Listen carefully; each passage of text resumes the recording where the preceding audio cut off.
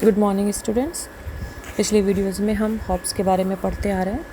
Hobbs के सामाजिक समझौता सिद्धांत एवं हॉब्स के संप्रभुता के सिद्धांत की हमने विस्तार से चर्चा की।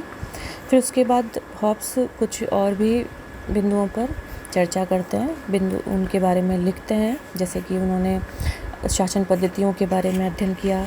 हॉब्स ने कानून के संबंध में भी अध्ययन किया और अपने हमारे समक्ष कुछ सिद्धांत रखे एवं राज्य एवं चर्च के बारे में भी हॉब्स के विचार उल्लेखनीय हैं।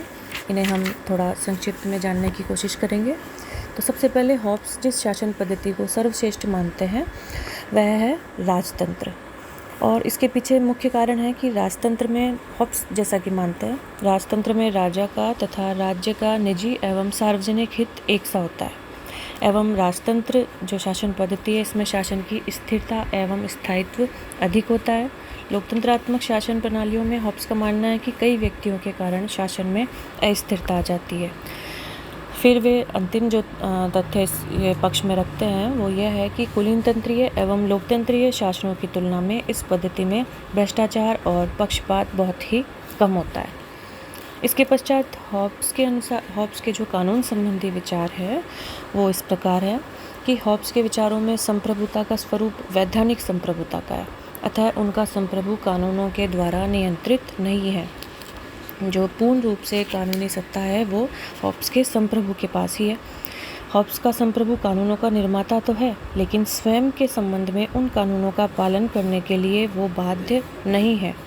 हॉब्स कानूनों की परिभाषा करते हुए यह कहते हैं कि वास्तविक कानून उस व्यक्ति का आदेश है जिसे दूसरों को आदेश देने का अधिकार प्राप्त है, अतः उसकी संप्रभुता दूसरों को आदेश देने की शक्ति नहीं है। एक ही लाइन में अगर हम हॉब्स के कानून को समझने की कोशिश करें तो वो यह है कि कानून संप्रभु का आदेश है। संप्रभुता के समर्थन की अनुपस्थिति में कानून के रूप में उसका कोई महत्व नहीं होता। फिर राज्य एवं चर्च के बारे में भी हॉब्स विस्तार से लिखते हैं। हॉब्स बताते हैं कि धर्म की उत्पत्ति पर विचार करते समय हॉब्स इस मत का प्रतिपादन करता है कि इसकी उत्पत्ति अंतरात्मा या किसी अन्य कारण से ना होकर भय एवं स्वार्थ के कारण होती है।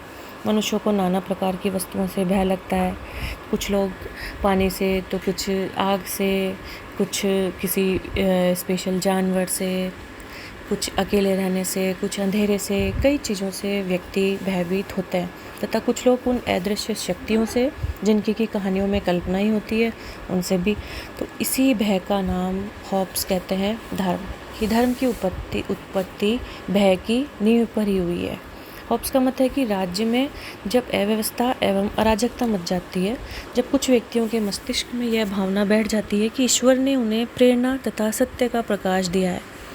उन्होंने अपनी पुस्तक में रोमन कैथोलिक चर्च का वर्णन करने वाले प्रकरण का नाम अंधकार का राज्य का है। चर्च और राज्य के संबंध में अगर हम कुछ शब्दों में कहने की कोशिश करें, मैं आपको समझाना चाहूँगी कि हॉब्स राज्य एवं चर्च दोनों के मध्य जो संबंध विभेद की या धर्म के अस्तित्वहीनता की बात करता है, उसके पीछे क्या कारण है, उन्होंने कौन से ऐसे विचार दिए। तो सर्वप्रथम हम कहेंगे कि हॉब्स के विचारों का जो सार है वो इस प्रकार है। धर्म के संबंध में सर्वोच्च अधिकारी हॉब्स के अनुसार सिर्फ उसका संप्रभु या शासक ही है। हॉब्स आध्यात्मिक शासन जैसी किसी वस्तु को स्वीकार नहीं करते हैं। हॉब्स कहते हैं चर्च का दर्जा जो है हॉब्स अन्य निगमों की भांति, जैसे कि हम अगर आज के निगमों की विभिन्न प्रकार के सरकारी कार्यालय जैसे कि कॉलेज हैं, हॉस्पिटल हैं, बैंक है, उसी की भांति हॉब्स मानते हैं कि इन्हीं की भांति राज्य में एक संस्था है जिसका नाम चर्च है, और चर्च के जो सभी धर्माधिकारी हैं वो राजकीय कानूनों को मानने के लिए बाध्य हैं। जैसा कि अगर हम थॉमस एक्विनास की तरफ लौटते हैं तो थॉमस एक्विनास राज्य और धर्म में धर्म को राज्य के ऊपर महत्वता प्रदान करते हैं। धर्माधिकारी उपदेशक माने जा सकते हैं, शासक नहीं। फिर हॉब्स कहते हैं चर्च जैसे धार्मिक समुदाय को राज्य के साथ सत्ता के संघर्ष कभी नहीं करना चाहिए। फिर कहते हैं हॉब्स की जो धर्म को चुनौती दे उसका बहिष्कार होना चाहिए। धार्मिक बहिष्कार या चर्च की ओर से किया जाने वाला कोई दंड भी तभी दिया जा सकता है जब संप्रभु चर्च इस हेतु अधिकृत करे। संक्षेप में हॉब्स के धर्म और राज्य संबंधी विचार मार्सिलियो से बहुत आगे है। उन्होंने राज्य की सर्वोच्चता सिद्ध करके मध्ययुगीन चर्च के हस्तक्षेप को गलत बताया।